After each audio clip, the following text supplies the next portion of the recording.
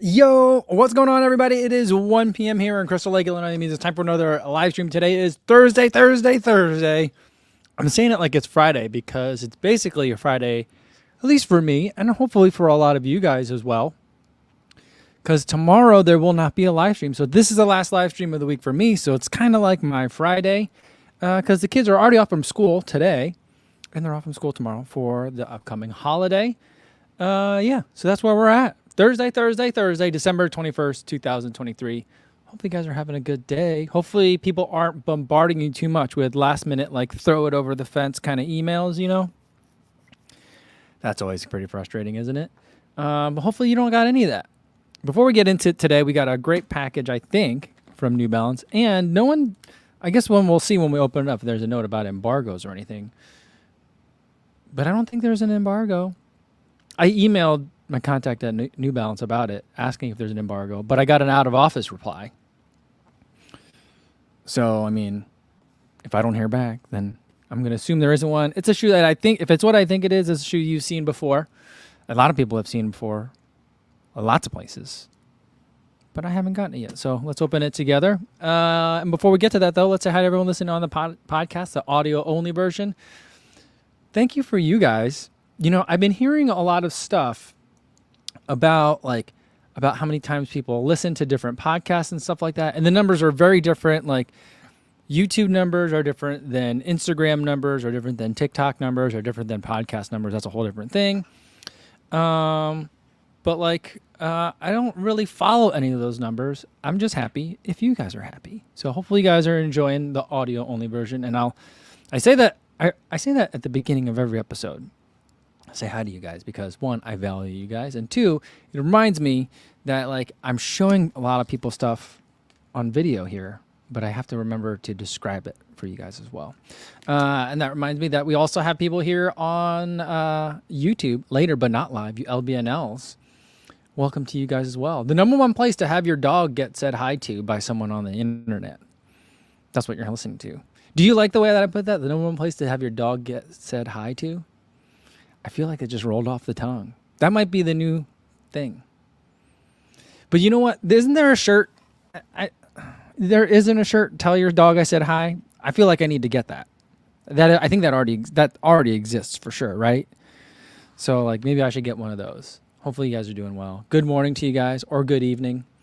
Hopefully you're right now. If you are listening to this while you are wrapping Christmas presents, let me know in the comment too. I want to make sure I say hi to you guys. All right.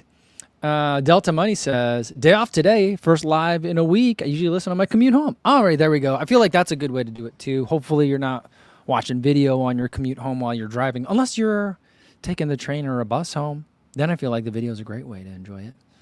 But welcome, Delta Money. I like that name, Delta Money. That's nice too. And Juliana VB is wrapping presents. She goes, it's the number one podcast to wrap last minute presents. I know my brother-in-law doesn't watch, but we do a secret. We don't do a secret. We call them name gifts in my in-laws family. There's a lot of people, so rather than buy something for everyone, we draw names out of a hat, and you get to get them a present every year. My mother-in-law made a rule several years ago about it has to be something homemade and under a certain price point. My wife and I are not homemade making things kind of people, so we usually blow through the price limit every year. This year, I got my brother-in-law a pair of shoes, and I had a really great experience at Roadrunner Sports online, and I just want to share that fact. So that's the last-minute gift that I had to buy. I'm not in charge of very many gifts. My wife takes more and more stuff away from me every year. I don't like being that guy, but I also feel like my wife doesn't like me not being that guy. So she even I was supposed to buy some, there was discussion about updating my nephew, updating his bowling shoes, which I was the one that picked out last year. My wife took that away from me this year. She's like, I got it. I'm like, oh, okay. All right. But, you know, we're trying. Richard Wilson says, you know, there is a tell your dog I said hi bumper sticker. That'd be. I'm not a bumper sticker person. I've never put on a bumper sticker on anything before. I don't even put stickers on my laptop.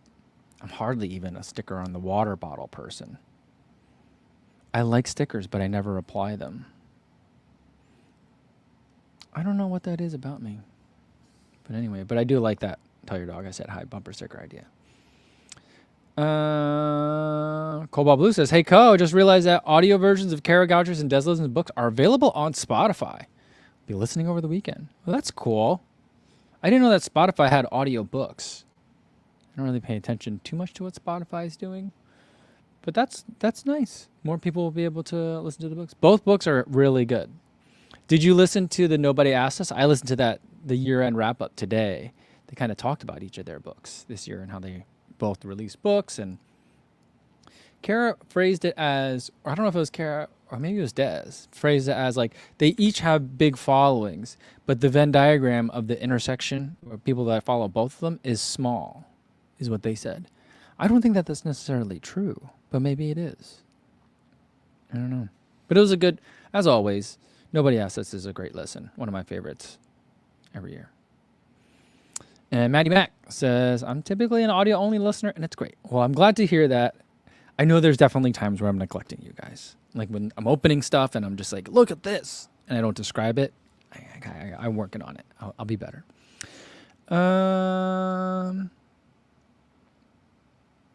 Dan on the Run says, "I just got a pair of the Puma Fastar Nitro Elite 2. The Fastar 2? Is that the full name? Fastar Nitro Elite 2? I thought it was just Fastar 2. Huh. But he says, excited for my marathon now. There you go. This one right here, the weird one, that's a really good shoe. It's a very auspicious start to 2024 racing. If that's the first like race shoe that kind of like has hit my subconscious. I guess for most people, it's this New Balance box. It might be the first one, or maybe a Saucony box. It's the first that hits them for 2024. But for me, it was the Puma Fastar 2, and that's a great start. I like it.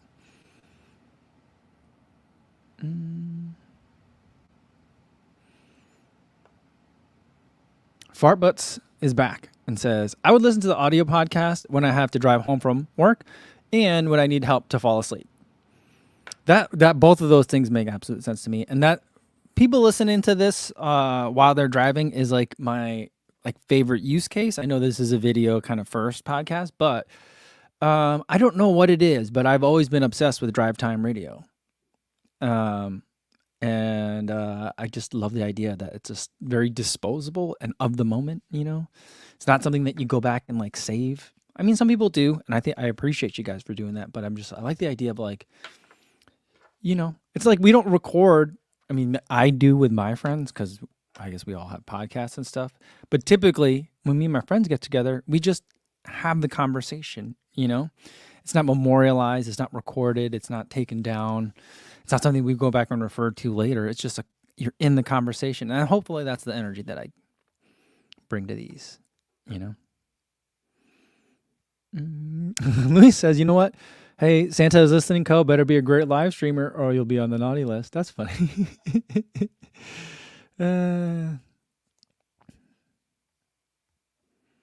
And Matty Mac says, "You know, I'm willing to bet that we check the live stream later if you really gush over something." Oh, okay. I could see that. So like if I'm like opening something and I'm like, look at these colors, and you don't get a sense of that on the audio only version, maybe you'll go check it on YouTube. I could see that. Because I do that with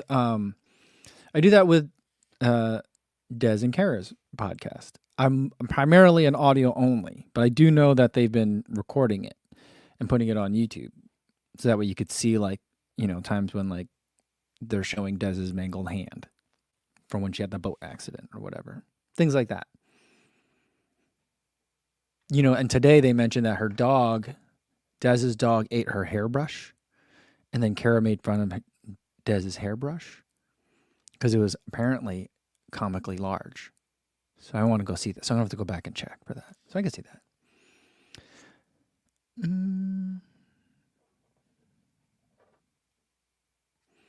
Richard Wilson says, "I thought they meant when the Venn was small, there's lots of overlap." Love Nobody Asked Us. I always thought, but I thought they said the Venn diagram, but then I thought they said that the overlap was small. Maybe I'll have to ask a follow-up question. But either way, I feel like I don't think that the two audiences are that drastically different. I could see maybe they would be, but I think that if you're a fan of one, you'll probably enjoy the other. You know what I mean? I think we're all in the same spot here. Andrew Scott says Spotify books are great. The only downside is that you get a set amount of time to finish the book, or you have to buy more to buy listening time. I listened to Barack Obama's book. That was like 17 hours. That's like double the average length of like an audiobook that I listen to anyway.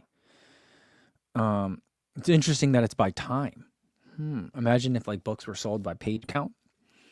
That's interesting.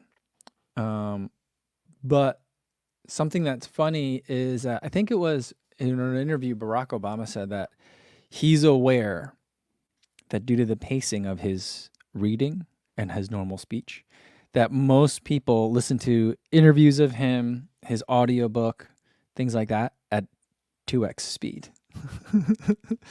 So maybe that's one way to speed it up. Or I don't know if that still counts as to your listening time.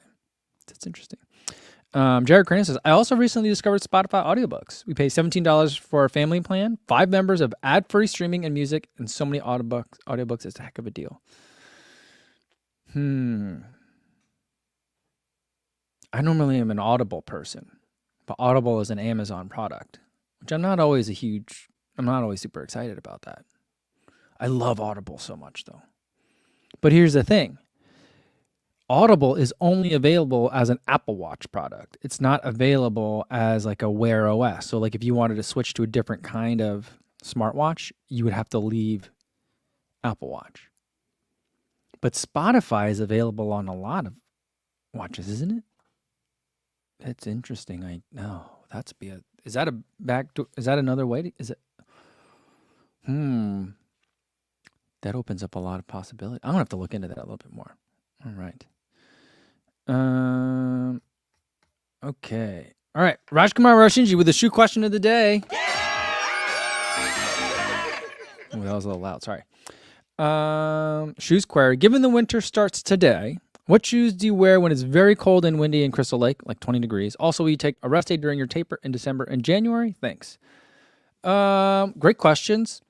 The shoes that I wear don't really change all that much from what I would normally wear. I might change the socks. The socks might get thicker. A lot of people wear merino wool all year round. I usually only wear it in the winter. That always helps out quite a bit. And the only time I might adjust my shoe selection is if it's like if there's snow out on the ground. You know, like maybe the roads have been plowed, but there's still kind of snow around. Then I might run in just a trail shoe or a road to trail shoe, that kind of thing. Something that's not super technical and like crazy lugs, but just a little bit more grip than like a regular road shoe for running on the roads, you know? So that's kind of like one of the adjustments I make. And then if I have to do a workout, like then I have to be really selective about where I'm going to do that, because I've definitely tried doing workouts before on slightly sketchy kind of terrain. And if you hit the ice, one time I kind of like tweaked a hamstring doing that one time, just because your leg slips out from underneath you funny. I didn't fall, I didn't hurt an ankle, but like my muscle did something funny because it wasn't ready for the slickness of the surface. So I'm just extra careful about surface for workouts. And for rest days during my taper in January and December, I might, maybe. I probably won't plan it, but I'll have to look at my travel schedule. Like if the flight times are all weird, I might. But I usually like to run as soon as I get somewhere. But sometimes like, and the travel from Chicago to Houston is pretty easy, so I don't anticipate it. But like, you know, some of like the international travel that I've been doing, like you leave super early, you arrive at a weird time, and you can't go run, so you end up accidentally taking a rest day. So something like that might happen.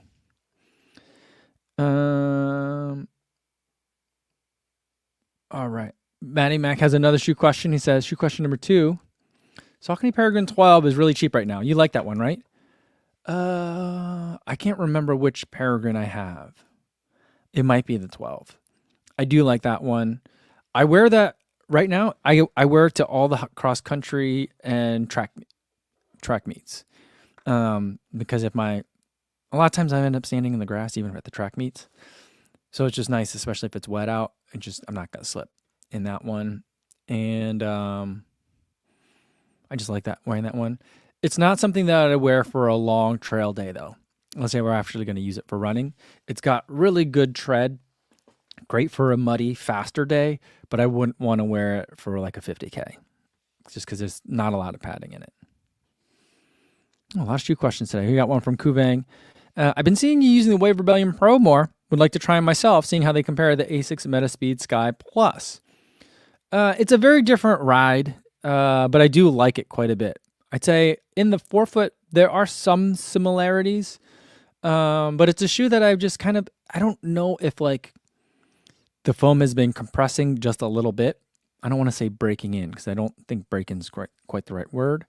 But it seems to have softened up a little bit for me in a way that initially I thought it was a little bit too firm for a marathon distance. And now I'm like, oof, this is pretty nice. So, the other thing being that like, I'm kind of running low on super shoes. So like Metaspeeds, I don't use a lot because I ran 100 miles in them a long time ago. That was super fast. It didn't take me very long to get to 100 miles and finish my testing on those. So like the shoes that are left are like, I don't want to put too many miles in the Fast R2. I'm kind of waiting for 2024 to do that. Solomon S-Lab 2 has like mileage left on it that I can do. I've got a fresh pair of the Audios Pro 3 that I can run in. The Wave Rebellion Pro, I have mileage that I can do in those shoes. So that's kind of part of it too. But I'm also like, oh yeah, I kind of forgot how much I like this shoe. The Wave Rebellion Pro I think is nice. It's a harder shoe to run in, I think. It's not so much that it's extra narrow in the, I guess, the throat, the middle of the foot, underneath like the arches and stuff. But it's got, where is it? Oh, it's all the way up there. It's got this weird channel in here, right? And so like in the middle of the foot, you're either standing on, a segmented forefoot and rear foot, or a very narrow portion of foam here, and this deflects quite a bit. And so like depending on your foot strike, it can be a very unstable shoe. But if you're landing up here, like in the meaty part of it, then you're going to be great. If you're a heel striker, people are like, is this better for heel striker with this weird design? I'm like, I don't think that's why it's designed that way. It's not intended for heel strikers. But it's been a lot of fun for me to be able to run this one. So I've been liking it.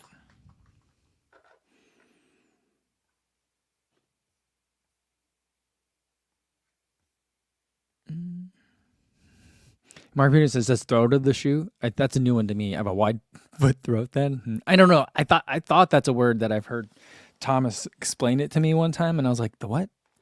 Same reaction that you had, but like this part of the shoe right here, basically under the arch, middle of the kind of like the middle of the shoe. New Betra says that Ebba raved about the Wave Rebellion Pro. I definitely underrated it when I first started running it. I'm liking it much more now. I don't know why. I think it's because it's compressed a little bit more. And Solange Butler says, first time catching the live stream live. Woohoo! Hello, Kabuzi. What's going on, Solange? Welcome. Library Pencil says, do you have a suggested shoe for knee issues? It depends on the one. No. Two, it can maybe depend on the knee issue. If it's a knee issue that running on it doesn't exacerbate the knee issue, then I would say whatever one doesn't bother your knee. And that's a really weird answer, but I think it could depend on, I guess, like the pathology of your knee issue. I think everyone kind of likes to it's all in the knee. So whatever works for one knee problem should work for all other knee problems. But I think that if your knee problem is an IT band, the shoe that's going to work for you is very different than I think that if you have patellar tendonitis, the shoe that's going to work for you. That's my theory. I've never had IT band syndrome. I've had what I think was patellar tendonitis, and I had a shoe that worked well for me there. But we've reached the end of my ability to recommend things based on medical pathology. So I would say consult your PT on that one. I don't really know. I'm sorry, I don't have a very satisfying answer for that.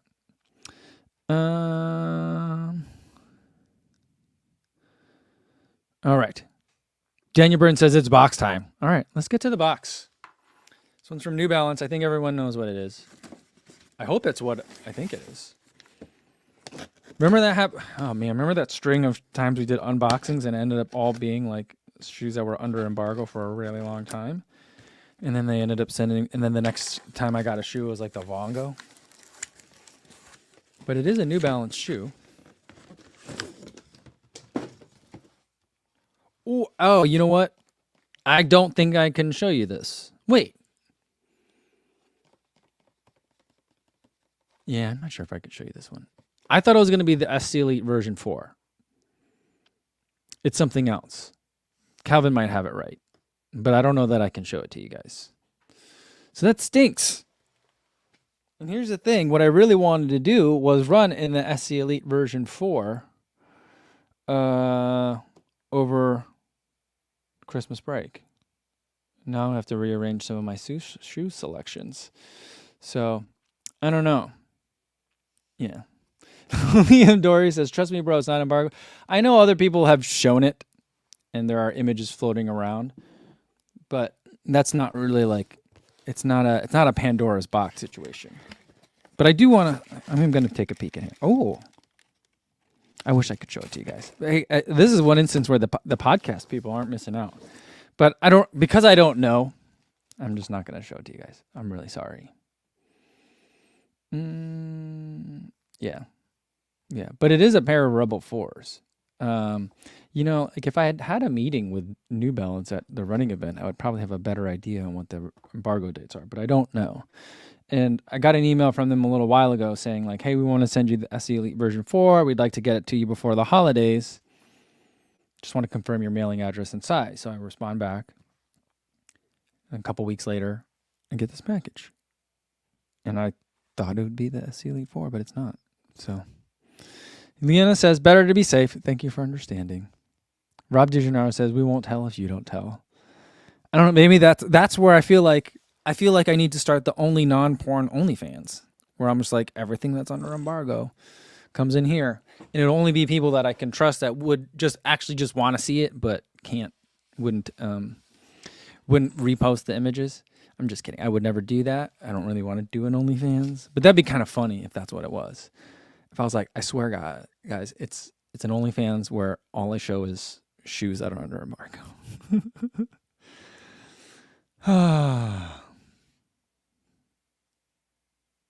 Yeah. William Gardy says, just drop the box open and walk away. Yeah, I'm really sorry, guys. I think that's super annoying. But you know, what's going to be worse is if then, like, if it turns out it's not under embargo. But you know, I haven't seen. So usually my like frame of reference is Thomas showing it. Now sometimes New Balance does this thing where they're like, and not just New Balance, but there are a couple of brands that do the thing where like it's under embargo. But if you want to like leak a photo of it, that's fine. Or it goes as far as like, you could show footage of it, you running it if you want. Just don't do any reviewing of it yet. And I'm like, I don't understand what embargo means anymore if that's permissible. That's not an embargo. So like that's, but anyway, what I usually do is like, have I seen it on Believe in the Run? If I've seen it on Believe in the Run, then I feel like, okay, then the embargo must be up. If I see it elsewhere, I'm not sure.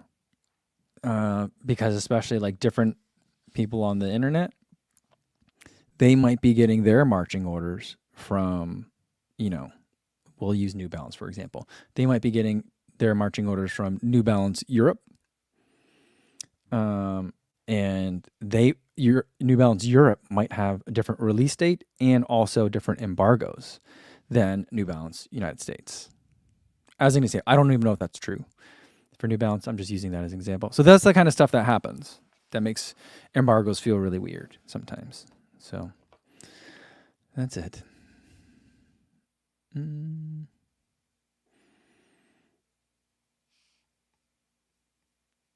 Yeah. Richard Wilson said, if I made that an OnlyFans, it would be the most misunderstood OnlyFans. Yeah. It'd be like back in the Napster days when they were like, there are legitimate non-copyright infringement uses of Napster. some academics are using it to exchange research papers. Remember that? Do you remember that argument that people made? And then the courts were just like, no, they're not. No, they're not. But maybe there were. Maybe there were actual researchers that were using Napster for non-copyright infringing purposes. Mark Peterson says, OnlyFans used to be about like food recipes originally, or so I've heard. Or so you've heard, Mark.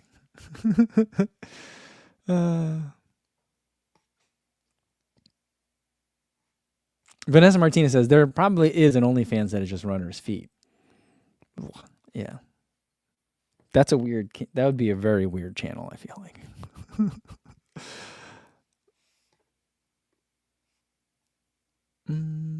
All right. Solange Butler says, are there stability shoes that you recommend that are waterproof? I'm trying to be an all-season runner, and I live in the Pacific Northwest. Thanks for your help. I'd say in the trail running space, there are. The Speed Goat definitely comes in a waterproof. On the road side, there would be, I feel like, well, the Peg Trail, you can run with that on roads too. That one typically comes in a Gore-Tex version every year. There's the Endorphin Speed Rain Ready. It's not Gore-Tex, but I don't know if it's waterproof or just weatherized. That's another one that I would look at. I want to say that some of the Brooks offerings may have waterproof versions. I don't know if it's Gore-Tex or not. So those could be some options for you. Trying to think what else jumps to mind. I don't think that there are any Novablast waterproof versions. But I want to say, is there a 1080 that's waterproof, or is that coming up next year? I can't remember what I've seen. Daniel Burton says, you got to call New Balance and ask them? Yeah, Daniel, I don't know. I was just thinking about it the other day. Like especially when like I did the top 5 daily trainers and top 5 super shoes videos, and everyone was like, Kofuzi is so biased.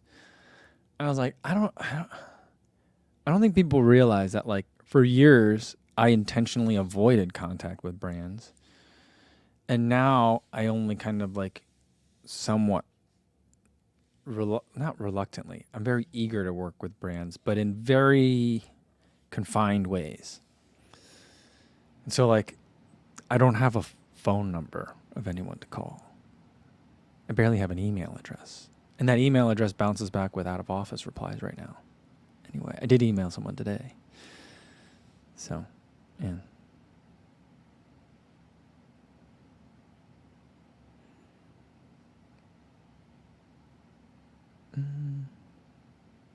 Luna says, I like the Ben Parks card on the shoe shelf. Yeah, so this is the Ben Parks one. Maybe I should move this one. This is the one that Rabbit sent me. This is the Rabbit one. I really liked it. I thought this was super cute. Focus. There we go. The Rabbit one. Super cute. And then the Ben Parks one is right above it.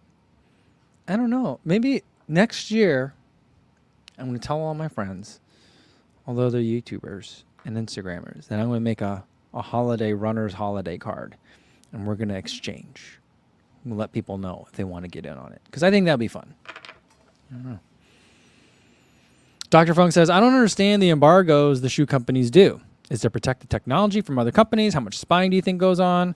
I think there's a lot of spying, but the spying's really easy to do. I've been told from multiple brands that a lot of brands are located in Boston, and a lot of product testing does happen along the Charles River in Boston. So if you were to sit on a bench, like in the summertime, you'd probably see a lot of early prototype shoes. So like they're visible. And from what I understand, there's a softball league. Some of these brands are playing in a league against each other. I'm not sure if that's true or if they were just joking with that, but I would love to know if there's like Thursday after work, guys, we're going to grab a couple beers after the Puma versus Asics softball game. Usual space, usual place, usual time. That'd be amazing. But like the embargoes are not about protecting IP or technology. It's not like when they do the zebra flage on like a Lamborghini. The idea is that you're controlling like the marketing message. For example, the first comment that I get anytime I post about a new shoe is that, "Oh man, I just bought the old one." Right? So it makes people upset when they buy a Nova Blast 3 if I'm posting a reel about Nova Blast 4. Even the Nova Blast 3 is a great shoe and they're getting it at a good discount, and the Nova Blast 4 might not come out for 2 months. That's another thing. I don't really like to post about shoes more than like a month. And I don't think I posted 2 months ahead. I think I posted about a month, maybe a month and a half for Nova Blast 4. So there's that. There's, I think, the concern that like, oh, if they know a new one's coming, or if they think a new one's coming, customers might be dissuaded from buying today. And so there's always that kind of thought in sales where like never count on a sale in the future when you can get one today. It's like a, what was the name in on Popeye? I'll gladly pay you Tuesday for a hamburger today. It's one of those kinds of concepts. So there's a lot of that. I think for me, the reason why I think embargoes make a ton of sense is because then like it helps to time out the enthusiasm for a product, right? For the same reason that movie trailers, you don't want them leaked before a certain amount of time. You want the movie trailer to come out because you're timing that to happen so you can build momentum and coordinate your marketing efforts for the ultimate red carpet event, and then also then the worldwide premiere or the regional premiere, however it works out. Because like for me, for example, like let's take New Balance, for example. I've been seeing images of the Super Comp Elite 4 for like 8 months now. The shoe still doesn't even come out for a couple more months. I'm not as excited or thrilled about it as if like, oh, this Puma Fast R2 came out of nowhere. Now a bunch of people are testing it. I want to see what's that all about. So like that's kind of like you're trying to create momentum and buzz. And I think that's very useful. I understand that. But then like, so like there's different ways to do embargoes. Like the Nova Blast 4 embargo, I only got the shoe like a week before the embargo lifted. So that creates a little bit of stress for me because then I got to hurry up and go out and get some footage and make something relatively quick. But then like images hadn't been leaking for like months. Some had for the Nova Blast 4, but not a ton. You hadn't seen it on a bunch of people's feet. But all of a sudden, boom, it hits. And then the benefit for me is that like there's that marketing momentum. That reel turns into a 150,000 view reel. Whereas like had it not been a very disciplined embargo, maybe it's a 40,000 view reel because people have already seen it. So there's a couple of reasons for me, reasons for the marketing, and reasons for the consumer why the embargoes exist. So I think that's it. I don't think it's about like spying. I think, for example, like for the Nova Blast 4, I feel very confident that Adidas, New Balance, Saucony, Nike all had a very good idea of exactly what the new Nova Blast 4 was going to be, probably months before it came off embargo. That's my take on it. I don't know that for sure, but that's what I think. Crunchy says, hey, it's okay. I'm the New Balance rep. You can show the shoes. That's funny. All right. Oh, okay. But here's some other Gore-Tex options. Since I was ranting, it gave you guys a lot of chance to bring in some waterproof options, which is good because I don't normally look for the waterproof options because I review the main shoe and then usually the Gore-Tex version comes later. So by then I'm kind of moved on. So it's good. Ghost has a GTX, Cascadia, and the Divide all have waterproof versions. That's nice. And Matthias Ventus says, oh, there's Permafrost 1080s. I have a pair and taking with me. SLC. Nice. And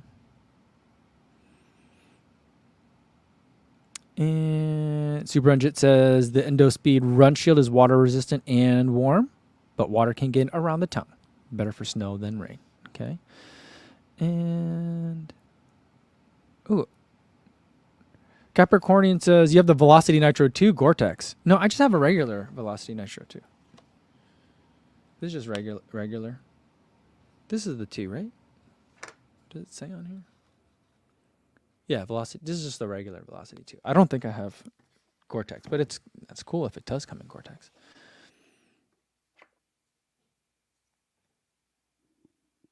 Rain Runner says, I also live in the Pacific Northwest, and I've just settled for wool socks and wet feet. Not a winning strategy, but it's a strategy. So there's that. Mm.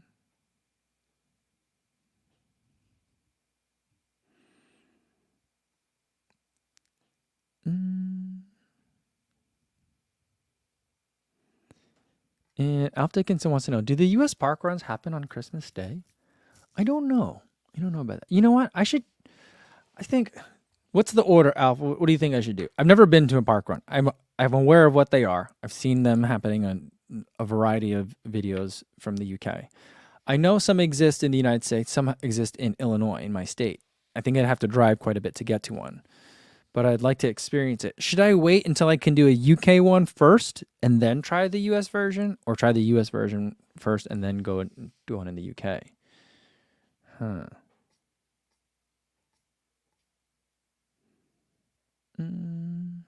Oh, Adam says there's one in the Western Burbs, so that's not too far. I thought I'd have to go down to like Peoria or something like that. Okay.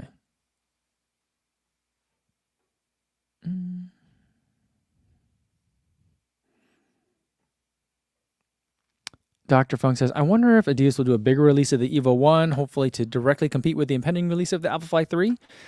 I was watching Ashley Mateo's Instagram stories, and she said that there was recently just a new drop of the Evo 1. Because I remember they said that they were going to do another one in December or November. I think last week was the time. So I don't know if anyone got it from there. I didn't see a bunch. I haven't seen like people opening boxes of their own. So I don't know. But I do feel like there must be a new batch, because they're starting to send them to more, at least reviewers. Like Tennicerto just got some. I know they got at least one, and they got it in like a fancy unboxing box too. So that was pretty cool.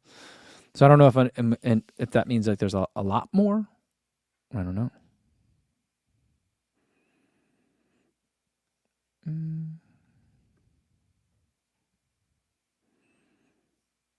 Matt Legrand is here. He says, Yoko, what's going on? Good to see you, Matt.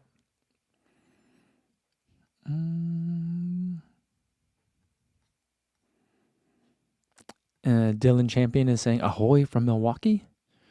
Milwaukee, you know, my family went to Milwaukee recently for my daughter's rock climbing competition, and we realized it takes about as long for us to get to Milwaukee as it does for us to get back to Chicago now.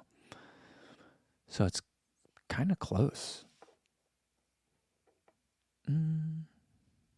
Super Unjit says, I think Saucony is making a mistake with their long embargo on the Endorphin 4 line. People have already been talking about them.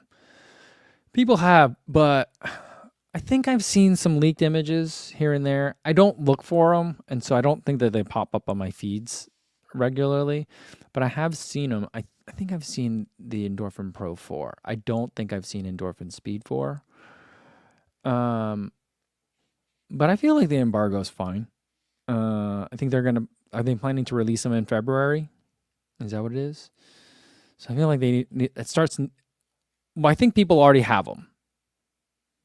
Many testers already have them. I don't, but like Robbie ran a race in them already, right? So, I think that's about the right time to start getting it out. Especially like you might have to give a little bit more lead time around the holidays, because who knows how long it's going to take to ship and deliveries and stuff like that.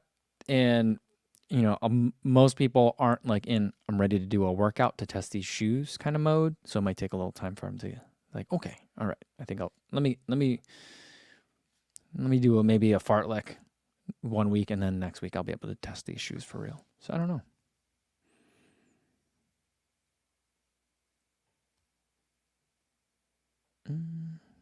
A lot of you guys are talking about how you like it when new shoes come out, because that means that the existing ones will be cheaper.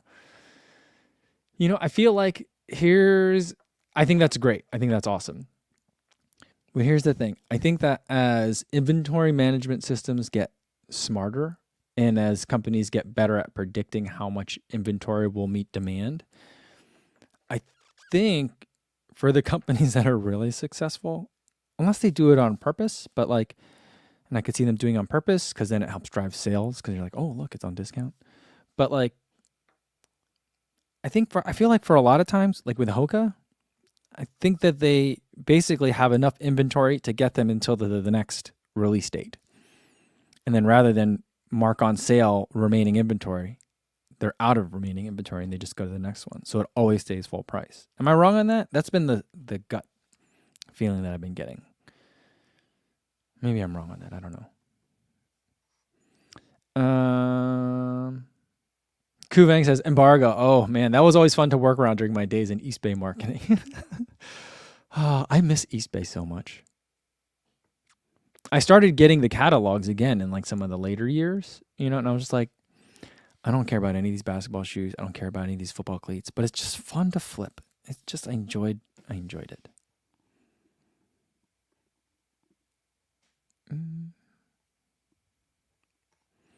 Kevin Huang wants to know, which running shoe on that wall would you play softball in then, Mike?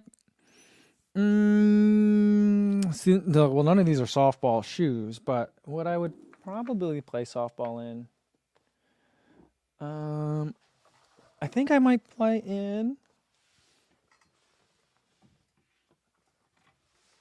a Treu Trail. I feel like this would be a good softball shoe. Don't you think? I feel like it works out. A little bit of tread to help you get around those bases and chase down those fly balls, but still nice and light, minimal, fun. I feel like that would be good. I feel like that would be a good softball shoe. If I had to choose just from this wall. If I were going to be in a softball league, I'd probably get a pair of baseball cleats. I'd probably just buy some soccer cleats and then pretend they were baseball cleats, because soccer cleats are probably easier to find. I don't know. Cosmic Pineapple Michael says, I run along the Charles River all the time and can confirm I see plenty of unknown shoes passing me by. Lots of New Balance and Saucony. Interesting. Maybe you got to go up. Puma's a little bit further up, right? It's a little bit further away. Maybe you got to go a little bit further out to get to the Puma, to see the Pumas. I don't know.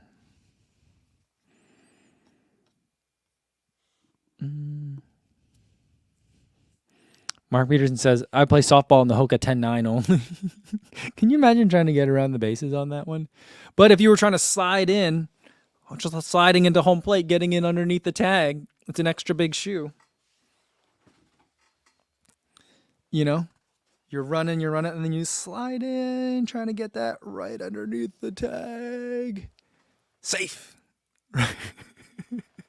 This would be good tread, but I don't know. If you had to chase a ground, let's say you're playing shortstop and you're trying to move over, catch that ground ball. I just don't know. I just feel like the heel flare would trip you up, I think.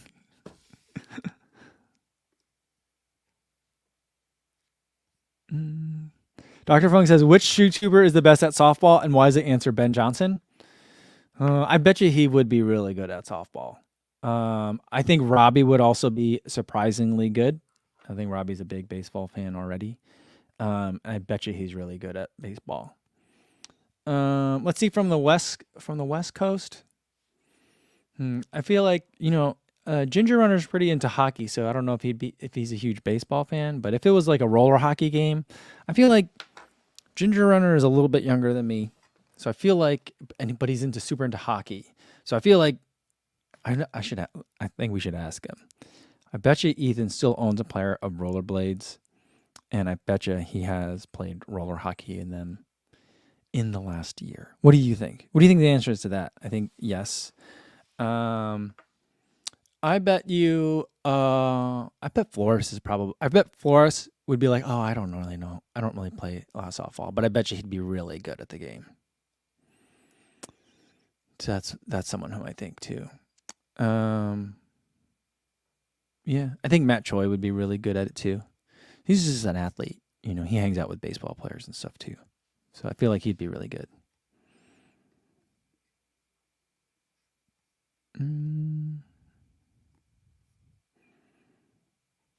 Oh, Frank says Motivation Theory Running is always playing softball. Is he really? Oh, there you go. You'd want him on your team. Mark Peterson says, I'd play softball, but I haven't had a glove since I was like 15. Yeah. I think we have a bunch of gloves because my wife played softball through high school, and she still has a bunch for some reason. So like I guess all the gloves are antiques. They're like 25 years. They're more than 25 years old at this point. But we've got a bunch, and then my kids have some. What is it, like 16? There's a softball that you don't use gloves. What's that one? That's the one that you usually play in a co-ed league. Sometimes there's a keg on first base. That's the kind of softball that I'm talking about. That's what I would like to play. You know? I think that'd be fun. Mark Reardon says, "You mean kickball?" No. No, I know the difference between kickball and softball. But there was a time when I was at temp for a while. When I first moved to Chicago with my wife, we weren't married yet, but like we moved to Chicago, and I needed a job. I needed to just do something during the day in the year between when I moved to Chicago and when I started law school. And so I started temping, and the place that I temped at, there was a softball league. And the league that we played in, people didn't bring mitts. The mitts weren't big. The ball was too big. So, yeah. So that's what we played with. Does anyone know what? Right. That's a thing. I'm not making this up. I don't think. But yeah, that's what we did. It wasn't kickball. Yeah. Danny Guglielmo, 16-inch softball. That's what we played. And sometimes we would play with the rule, you're not allowed to advance past first till you finish a beer. Those were always very fun days. We didn't always play that rule, but some days we did. I like that rule. It's a good rule. Joe Ho says it's a Chicago thing, 16-inch softball. It is. I mean, isn't baseball in a lot of ways or is it softball that is like itself is a Chicago thing? Like a long, long time ago. I don't know.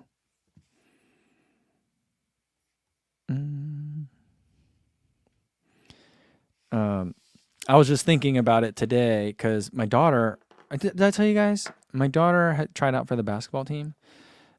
She made the team. So I guess congratulations to her. Hey. But before tryouts, I was like, have you played basketball before? I was like, I don't think you played basketball before. She's like, in gym class. I'm like, no. The only other time you've played basketball was I tried to sign you up for a league when you were 7 and you refused to play. I'm just wondering if you've played since then. She's like, yeah, gym. I'm like, okay. I'm like, how about we go to the YMCA and let's just shoot around a little bit? And so like, I was like, so I tried to teach her. We did like some chest pass drills, some bounce pass drills, some layup drills. I'm like, if you're farther away than this at your age and your like skill level, like keep dribbling, pass the ball, but don't shoot from like much farther away than like layup range, you know? And so we were playing, she played basketball with me one time. She played basketball with her friends like after school, like maybe 1 or 2 times. And then she made the team, which is good. And then we went again today. They had school off, so I went for my run, and then I came home and picked up one of her friends, and the 3 of us went to the Y. And another one of their teammates was already at the gym, so that was fun. But I was like, maybe this could be a thing. Running YouTubers playing basketball would be kind of fun. Drew Whitcomb would be really good. I bet you Chris Chung would be really good. Again, Matt Choi would be really good at that too. You know who would be really good? I bet you Dylan Bowman would just dominate. Have you ever met him in person? He's really tall. He's like 6'3". I feel like he might even be, I don't think he's taller than Drew, but I was surprised. When I met him in person in Chamonix, I was surprised at how tall he was. I had no idea. But I bet you he can really play. I have no idea if he does or not, but I bet you he can play. That'd be fun. That'd be fun to see. Adam says like FOD runner. Yeah, it'd just be like the all tall team, all talls. That'd be fun. That'd be fun to watch. And then it'd be like, well, how many? All right, it'd be like, all right, 2 rounds. Like there'll be more prop bets on this game than there would be bets on the game. It'd be like which runner running YouTuber is gonna show up to this game wearing running shoes. Which one is going to turn an ankle? or how who's going to be the first one to get injured. I bet you Robbie again would be really good, but I also feel like he would turn an ankle if he played. I bet you Whitefoot Jarrett is really good at basketball. Yeah. Trying to think who else would be really good at basketball. Ben Johnson, I think would. Do you think Ben Johnson can dunk a basketball? I wonder if he can. I don't know. Yeah, Hillary says like Debo is 6'4" and a former D1 lacrosse player. Yeah, he would dominate. Richard Wilson said Bronco Billy too. Can he? I think Bronco Billy might be older than I am.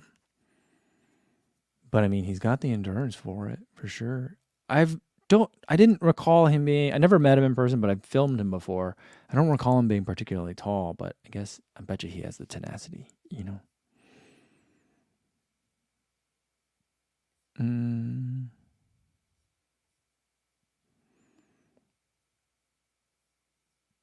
Richard Wilson says Feathers. I bet you Megan Featherston is really good at basketball. I'm going to ask her next time I see her. I'm like, hey, are you good at basketball by any chance? I bet you she is. I always loved basketball growing up as a kid. But basketball never loved me back, really. All sports didn't really love me back as I was growing up, Kevin says, how tall is Ben Johnson? Wouldn't he need like a 40-inch vertical? I think Ben Johnson's maybe about my height, maybe a little bit shorter. I'm 5'10". I could never dunk a basketball even when I was a high jumper in high school. But I don't want to say I was close. I wasn't close. But it wasn't embarrassing. I used to have a vertical leap. Now I don't. Now I'm just like, oh, my legs are tired. And I'm like, oh, marathon legs. Sorry. This was a weird tangent. Sorry, guys. I'm just playing fantasy sports here, I guess, with running influencers. Yeah. You know who I think would be good? Some people are saying Daniel Burton mentioned Seth might be good at playing basketball. He would definitely be really good on defense. He would pester you like if you needed to do full court press, put in Seth for sure. But you know who that makes me think of? I bet you Joe Gray's really good at basketball. Because I feel like he's wiry. He's got the endurance and the speed. I feel like he could play. I'm trying to think what other trail runners would be really good at basketball. Because I just feel like you got the strong legs. You can box out like crazy. We've mentioned Debo. He'd be really good. I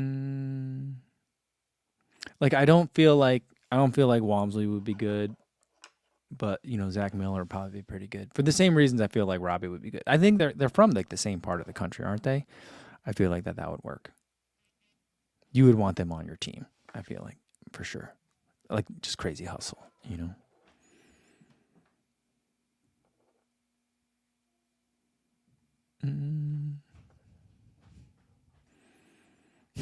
This is such a strange conversation. Ernest Capdegan says, I think Thomas from Believe in the World would be a good power forward. Yeah, I think so. I feel like he knows how to I think he knows how to move his body like that, Tony Messi says, why has no one mentioned Tommy Runs? I don't know that I've ever seen Tommy play basketball. I don't know.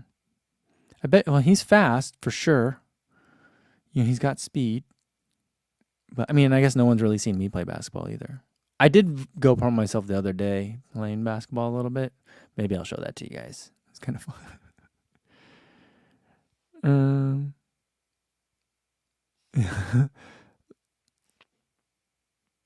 Matthias Ventus says, I retired from basketball in the 4th grade, but refed a lot of youth games in college. They let me ref intramural basketball in college 1 game. That I was allowed 1 game. That was it. After that, they never let me ref any more games. I don't know why. Maybe I just wasn't very good at it. I don't know. It's hard because you're just like, this is intramural basketball at a Division III school. You're going to have to let a lot of things go. You know what I mean? So Frank wants to know, is there an NBA limit on stack height? I don't think so. I'm not sure. And Cosmopino Michael says, wasn't Tommy Runs more of a golfer in his past? I think he still plays quite a bit of golf, I thought. And Video says, I think Camille Herron played college basketball. Oh, can you imagine? That'd be amazing. Can you imagine, like, after Western States, they're like, hey, guys, there's a hoop over here. Anyone want to play? Debo gets out there. He's posting up Camille Herron. She's just full on hand checking Debo in the back. And he's like, lean back and then turns around for the jump shot, trying to just shoot it over her. Goodness, that'd be amazing. That'd be so funny.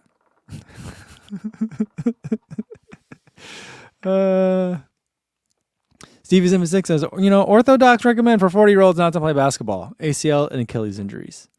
It's probably very good advice.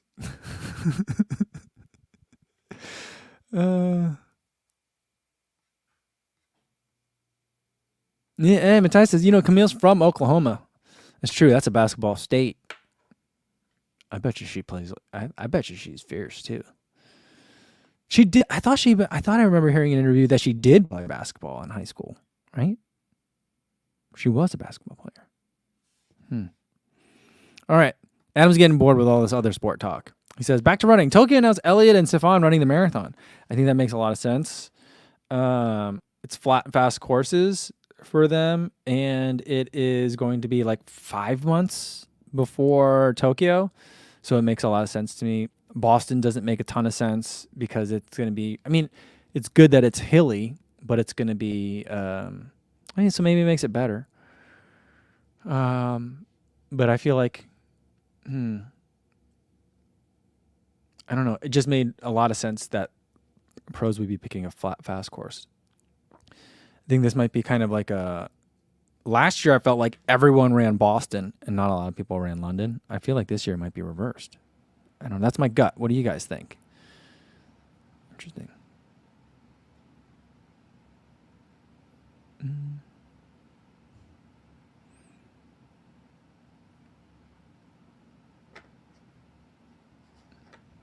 All right. Schlossstead Lofgren says, I think I said that right. Schlossstead Lofgren. But I feel like that was a good first try. Schlossstead Lofgren says, embargo on the Rebel 4 seems to be January 8th. See? I'm glad I didn't open up those shoes. Thank you. Matthew Rose says, Courtney Dahlwalter lives in basketball shorts. That is true. Actually, these days she lives in short knees. But, yeah. And Daniel Brent wants to know if I'm running Tokyo. I don't have it on my calendar, so I don't think I am. I'm still trying to get a bib for London. I'm wondering if it's too late to do a charity bib or a tour group. We'll see. And Dr. Funk says, I thought Rotterdam was getting the hype for next year. That's because Calvin Kiptum is running in Rotterdam. So I think that's why it was getting all the hype. It is a flat, fast course. But like I feel like those like March and April marathons, which is when the spring marathons are getting a lot of attention. Although like for the Americans, I don't think that there will be any Americans in a lot of these races because they'll all have just run the trials. Although it'll be interesting to see if some of the pros that are maybe like on the bubble of making the Olympic team, if they're not having a great day, do they drop back or even DNF and then retool for Boston, just like like I said, be like 2 months later, 2 months and change later. So that'll be interesting to see. But yeah, I think, I don't know of anyone, it's still very early, but like, I don't know of anyone else going to Rotterdam other than Kiptum.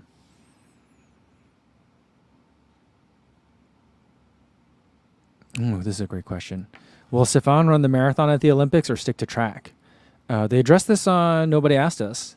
Des and Kara did.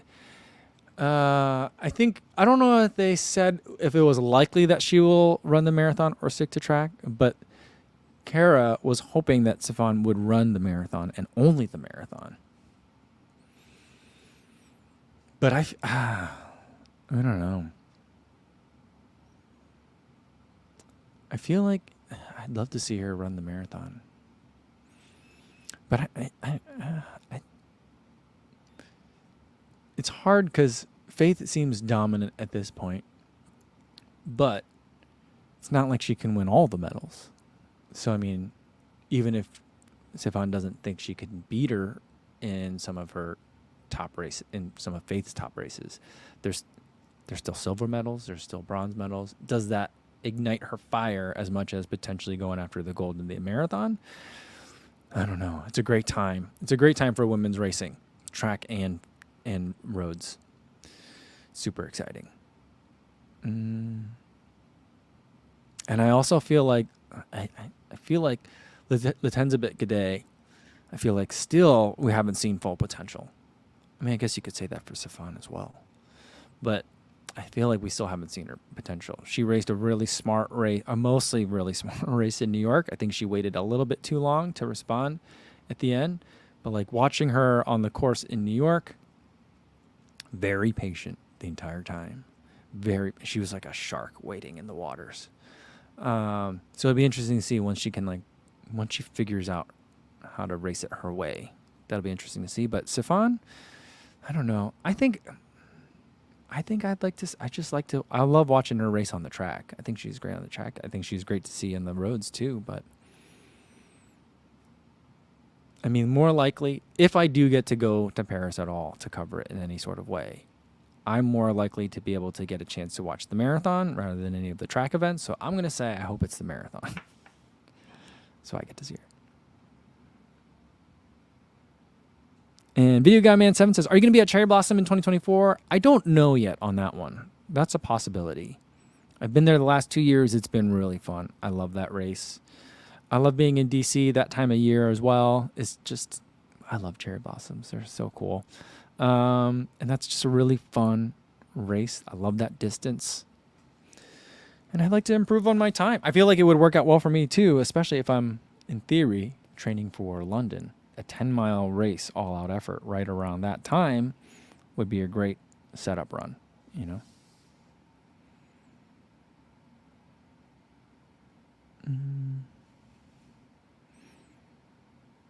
All right.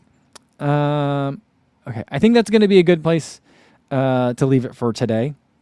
This is going to be the last live stream of this week. I won't see you guys until after the Christmas holiday.